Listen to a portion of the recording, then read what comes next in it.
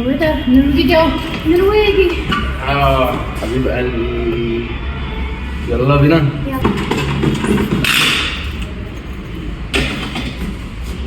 اسمك ايه؟ احمد. تعمل ايه؟ هعمل ويفي. هتعمل ايه؟ ويفي. انت بتتفرج على الفيديوهات بتاعتي صح؟ صح. بص عايز اقول لك حاجه، انا بضحك على الاطفال الصغيره. ازاي يعني؟ شعرك ناعم مش هينفع يتعمل ويفي خالص. لا انا عايز اعمله ويفي. ويفي. ايوه ما انا فاهم بس ده مش هينفع. ده ناعم. لا هتعملهولي. ما هو والله ما هيتعمل. خلاص انا ما ماتش. كده يبقى في ايه؟ بص تعرف نعم مش هيتعمل ويفي. لا اقعد بس كده هو يعملهولك. في ايه يا عم؟ في ايه يا عم؟ في ايه؟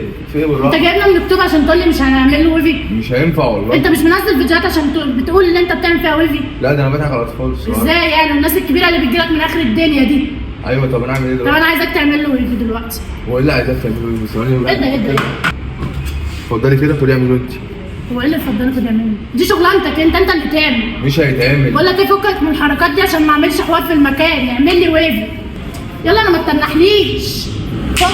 هتعمل لي ويفي يعني هتعملهولي. المشكلة مش في كده، المشكلة ان بعد ما خلصت وعملت الويفي لقيتها قومت اخوها وقعدت على الكرسي وبتقول لي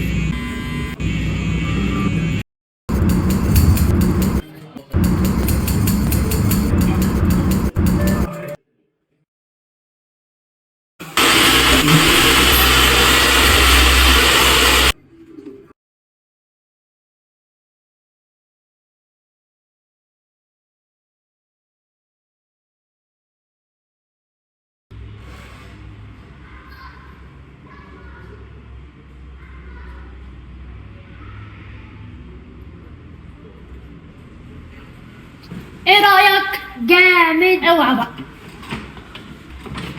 اعمل لي ويفي. اعمل لي ويفي. خد يا نرويجي.